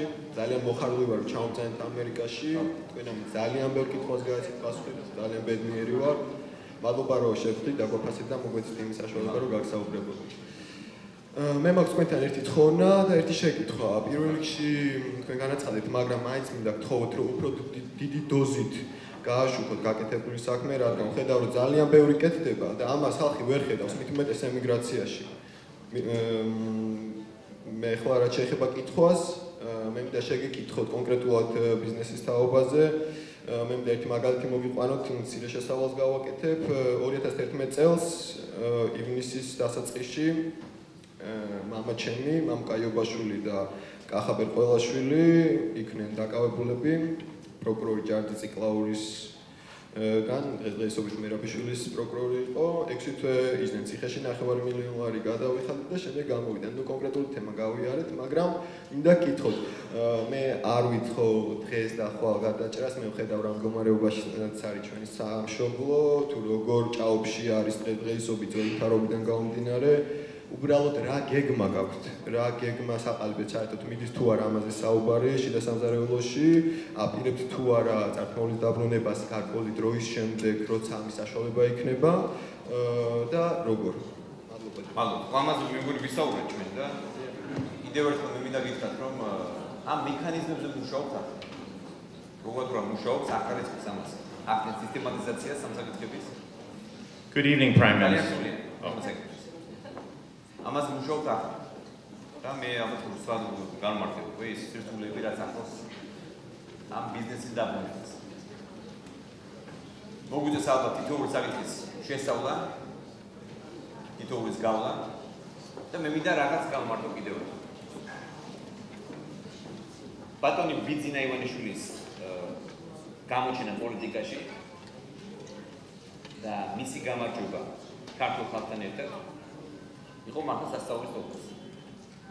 აბა დამეთანხმებით რომ არ მოსულიყო ბატონი ბიძინა, არ ვიცი როდის მოხდებოდა, როდის შეეცვლებოდა. მე მაშინია რომ როგორც აღნიშნეთ 30 წელი სააგაშვილი აპირებდა ყოფნას საქართველოში და არ ვიცით როგორ იქნება, როგორ განვითარდებოდა და არავითარ სამართლიანობას საუბარი ვერ იქნებოდა უბრალოდ. მე მაშინ აპირებდა რომ 1 ოქტომბერს დაიწყო სამართლიანობის დამკვიდრების ეტაპი. სამართლიანობა აღდგა მაშინ, როცა ქართულმა ხალხმა გაიმარჯვა ბატონ ბიძინასთან ერთად. და პირიქით ბატონ ბიძინას გაიმარჯვა ქართულ ხალხთან ერთად. დანარჩენი ის, რაც ახლა განვიხილეთ, წარსული ბიზნესი, ძალიან ბევრი ადამიანი, ძალიან ბევრი გარდაცვლილი ადამიანი. ძალიან ბევრი მოკრული ადამიანი. რა უნდა უპასუხოთ ამ ადამიანების მშობლებს? და დავიჭიროთ, სწორია, ის ვინც დაუკვეთა ამ ადამიანების სიკვდილი. ძალიან ძიმე მემკვიდრეობა გვაქვს მეგობრებო. ძალიან ბევრი. ძიმე ფაქტის მოსწრენი გავხდით. ამაზე გარკვეულწილად მუშაობთ. Thank you very much for this time. I know this is a great gathering. Very exciting to be here. I've been to Georgia 3 times, and what I'm hearing here is very, very good news about business, education, infrastructure. But we can't forget about the holy places. Galatsi, Varzi. I was married in Sketa, and Nikors Minda, I got engaged. And I'm thinking about the people that... so you have a Georgian wife? I sure do. Yeah. Maka. And you don't speak Georgian? Ara, very little. Golotsav, Karmachovo Rogarhar, Meshen Mikwarika. But I'm learning, but it's not easy for me. I'm a physician, so I'm busy, and I have to carve out time. I need a tutor. Maybe you could recommend somebody. But so 99.9% of my visits were very joyful. But when I was coming out of Tbilisi going towards Imereti, where my wife is from, I asked a friend, I said, what is this over here to the right? And they said, these are refugee camps. So we cannot forget about the people that are suffering, that lost their homes. And I want to ask you a very serious question about, are you able to promise one day maybe myself and my wife and children can go to Ossetia and Abkhazia? Because these are very special places. And I'd love for my family to be able to kiss the ground. Thank you. ძალიან დიდი საინტერესოა ჩვენ საკითხი რაც ჩვენ მეგობარმა ამერიკელ მეგობარმა დაგვისვა. როგორ გითხრათ? არ მეგულება ქართული რომელსაც არ უნდა აფხაზეთში დაბრუნდეს. და არ მეგულება ქართული რომელსაც არ უნდა წინმორჩი დაბრუნდეს. ეს არის კიდევ ერთი მძიმე მემკვიდრეობა რომელიც ჩვენ წილად ვხვდათ. როგორ მესახება და როგორია ჩემი ხედვა და ჩვენი მთავრობის ხედვა. ჩვენ სასახად ვგმობთ ძალადობას და ვაცხადებთ რომ ძალადობის გზით ძალის გამოყენების გზით ჩვენ ამ ტერიტორიებს არ და ვერ დავიბრუნებთ და არც ვაპირებთ ამის გაკეთებას. იქ ჩვენი ძმები ცხოვრობენ. აფხაზები და ოსები. რომლებთანაც თანაცხოვრები ჩვენ მრავალწლიანი, მრავალსაუკუნოვანი ისტორია გვაქვს. ჩვენ დავუშვით გარკვეულ შეცდომებიც 90-იან წლებში. ჩვენ ყველას გვაქვს ჩვენი ძველი რაღაც პასუხისმგებლობა. ეს კარგად უნდა გავაანალიზოთ და კარგად უნდა გავიაზროთ. ჩვენ გვქონდა ძალიან მძიმე ტრაგიკული დღეები აგვისტოს თვეში, ეს აუცილებლად გვაჩვენებს ყველას. ყველას არა, გულისხმობ ნაციონალურ მოძრაობის წარმომადგენლებს, რომელსაც აუცილებლად რომ მათი, ასე ვთქვათ, გაუაზრებელი პოლიტიკის შედეგი არის ის, რომ ისინი წამოეგვნენ პროვოკაციას და მიუღეთ ის, რაც მივიღეთ. დავკარგეთ კიდევ უფრო მეტი ტერიტორიები, 20% ტერიტორიის კლიანტს არის ოკუპირებული და არ ვიცით როდის იქნება გამოჩნდება სინათლე გვირაბში. როგორც ამბობენ. რაჩემ ჩვენს ხედვას თუ როგორ წარმოვიდგენია. ეს შეიძლება იყოს ძელვადიანი ხედვა, მაგრამ მიგვაჩნია რომ ერთადერთი სწორი ხედვა. ჩვენ ახლა უნდა გავაკეთოთ შემდეგი რამე. ჩვენ უნდა კონცენტრირება მოვახდინოთ საკუთარ ეკონომიკაზე. ჩვენ საუკეთესო განათლების სისტემა უნდა შევქმნით. უფრო უკეთესი სოციალური პირობები შევთავაზოთ მოსახლეობას, მოქალაქეებს. გადავუწყვეტოთ დასაქმების პრობლემები. ეკონომიკა გავზარდოთ რეალურად. დაიწყოს რეალური აღმასვლა. და 3 წელიწადში, 5 წელიწადში შეიძლება უფრო გვიან გამოხდება ძალიან დიდი კონტრასტი. ის რაც იქნება ოკუპირებულ ტერიტორიაზე და რაც იქნება დანარჩენ საქართველოს ტერიტორიაზე. ამის შემდეგ მე წარმოვიდგენია რომ ჩვენ გვექნება თუნდაც ძალიან მარტივად მე დღეს გამმარტე თუნდაც უვიზო მიმოსვლა ამერიკაში, ევროპაში ადამიანის გაუაზრებელად გადაადგილება. ბიზნესი გაიუდება და რეალურად დაინახავენ დიდ განსხვავებას. და რაც თავარია, ჩვენთან იქნება თავისუფლება, რომელიც მათ არ აქვს. ისინი არიან ჩვენი ძმები, ისინი არიან ჩვენი ძალიან ძვირფასი ადამიანები. ის რაც მოხდა, ეს უნდა დავივიწყოთ. ჩვენ უნდა გავერთიანდეთ. და მე ამის მჯერა, რომ ერთ დღეს საქართველო იქნება ერთიანი და მთლიანი. და მე მჯერა რომ მოვადრო თვითონ ჩვენი ძმები, აფხაზები და ოსები. თვითონ მოისურვებენ საქართველოში დაბრუნებას და შემოერთებას ჩვენთან ერთად და ჩვენთან ერთად ცხოვრების გაგრძელებას. გამარჯობა ბატონო პრემიერო. ალბათ დარბაზში მარტო არ ვიქნები და ბევრი მხარდამჭერი მეყოლება, რომ დიდი მადლობა გადავხადოთ ბატონ ბიძინას და გამოვცხადოთ დიდი სიყვარული, მხარდაჭერა და თანადგომა. ეს რაც შეეხება ბატონ ბიძინას. ეხლა ორი შენიშვნა. ერთი ის, რომ ამ შეკრების შესახებ განცხადება არ გაკეთებულა, ესეთი ფართო მასშტაბით და ძალიან გთხოვთ, ნუ დავემსგავსებით წინა მთავრობას, რომ ეს იყო მიშის მოყვარული ხალხის თავყრილობა. ძალიან გთხოვთ, ნუ დავყოთ ქართველებს მიშისტებად, ნაცისტებად, ოცნებისტებად. აქ ჩვენ ყველა ქართველები ვართ. დიახ, ძალიან ჩვენ ყველა ქართველები ვართ და ალბათ პრემიერი დავუშვათ მზად იქნება, რომ შეკითხვას დავუშვათ, რომელიც შეიძლება ეგრეთ წოდებულ მიშის კი ბატონო, მე რა დაიბადო შეკითხვა მზად ვართ რომ გავზეთ. არ შეიძლება დრო არის 20 წლის შემდეგ, ხო? აღარ დავყოთ ეს ხალხი ზვიადიშტება შევაგდია. მე გეტყვი ჩემს. მეორე შეკითხვა ბატონო კოსტა 5 მილიონი. ხო, გაჩენილი. არცეთი ქართველი არ ყოჩოდა საკარგო. ჩემთან არის. რა მნიშვნელობა აქვს? არა მოწვეთთან არანაირ ჩვენი მოწინააღმდეგე პოლიტიკურად იქნება მომხრე. რა შეიძლება მეორე პატარა შეკითხვის ეს პირადად თქვენთან. საათი და 15 წუთი დაგვიარებით დაიწყო შეხვედრა და აი ზუსტად ის დროა შეიძლება კიდევ ერთი 5-10 შეკითხვა დასრულიყო და გაცემულიყო პასუხი. ეს რა შეიძლება ძალიან რა შეკითხვას ბატონო ირაკლი. დღე არ გავა, დავუშვათ მე გაზეთებით, რა თქმა უნდა, ინფორმაციით. რამდენად დაცულია ბავშვთა უფლებები საქართველოში?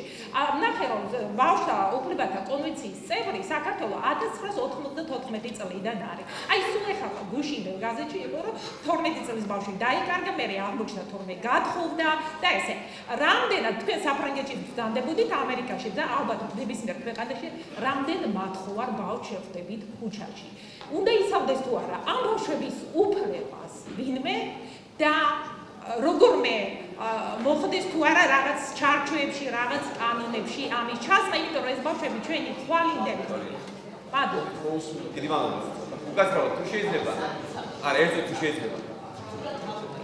ქალბატონო.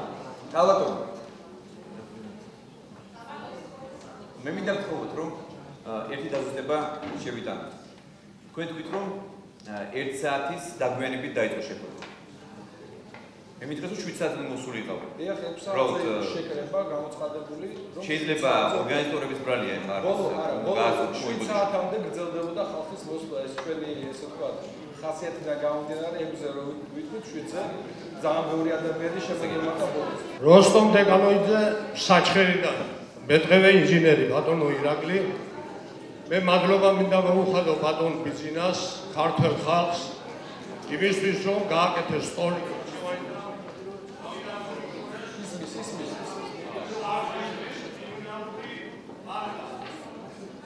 სააკაშვილის კრიმინალური ბანდა. 2004 წლიდან ვიდევნები ბატონო ირაკლი. როგორც ჩვეულებრივი აპრობირებული წესით ნაციონალებმა სახლში შემომიტანეს 50 მიღბიანი მოვიდა ბატონო ირაკლი. თან ერთი ავტომატი შემომიტანეს. ამის შემდგომ ეს იმიტომ ხდებოდა ბატონო ირაკლი, რომ მე ვეწინააღმდეგებოდი ნაციონალების იდეოლოგიას და ვიცავდით ეს უკანონო ჭრისაგან. ადრეს ახსენა ბატონმა ბიძინამ, ალბათ გახსოვთ, გვარი და სახელი ვინმე პაატა ტრაბაიძე. მე გეტყვით, რომ ეს პაატა ტრაბაიძე არის იმდროინდელი ვანო მერაბიშვილის ბოლო დასაქმების მინისტრი, რომელიც ხელმძღვანელობდა უკანონო ჭრებს საჩხერეში. ერთი სიყვით ბატონო ირაკლი გავმართდი მე ყველა ინსტანციაში. ამის ეს ავტომატი საწავით. დიახ, ეს ავტომატი გავატანე ბატონო ირაკლი, არ დამიტოვეს საუბედუროდ. და უბედურება ის არის, რომ ყველაფერი ეს იგეგმებოდა მაია ნადირაძის და იმდროინდელი ნაციონალების ლიდერის მაია ნადირაძის და იმერეთის გუბერნატორის დავით მუმლაძის მიერ. მიუხედავად იმისა, გავმართლი მე ყველა სასამართლო ინსტანციაში, თვითდღეთ ძლიერდებოდა ჩემი დევნა და უკვე აღარ შეიძლებოდა გავჩერებულიყავი საქართველოში. ვინაიდან მე ხელს უშლიდი ნადირაძის, მუმლაძის და ტრაპაიძის კორუფციულ სქემას. მოგეხსენებათ ბატონო ირაკლი, ჩამოვედი მე ამერიკაში და ამერიკის მთავრობამ მომცა პოლიტიკური თავშესაფარი. მე ბატონო ირაკლი ყავს სამი შვილი, უფროსი ვაჟი ჩემი საშუალო სკოლა დაამთავრა ლოს-ანჯელესში. კი, ახლავე ვამთავრე. დიახ, ლოს-ანჯელესში დაამთავრა კეინის მაგისტრის ხარისხით უნივერსიტეტი და ეხლა სწავლობს მაგისტრის ხარისხზე ისევე ნიუ-ჯერსის უნივერსიტეტში. მე ბატონო ირაკლი მაინტერესებს ერთი რამ. ყველა ზემოთ ჩამოთვლილი მე ვინ ჩამოთვალე განაგრძობს მუშაობას, ძალიან კარგად არიან მაია ნადირაძიდან დაწყებული. სხვათა შორის ცოტა მათყობთ ალბათ ღელვას, იმიტომ რომ პირველად მიჭირავთ მე მიკროფონი და მე მაინტერესებს, ყველას აინტერესებს, როდის დაიწყება სამართლიანობის აღდგენა ჩემნაირი ხალხისთვის, ბატონო ირაკლი. ჩემნაირი ხალხისთვის. დიდი მადლობა. ვიფასო მეგობრებო, მე გქონდ რომ ანალოგიური ერთნაირი კითხვები არ დაგესვა ამ კითხვაზე. ბატონმა ირაკლი მე მგონი სამჯერ უპასუხა უკვე. მე კიდევ ერთხელ ძალიან დიდი მადლობა მინდა სულ ყველას გადაგიხადოთ, რომ მოგბრძანეთ, გამონახეთ დრო.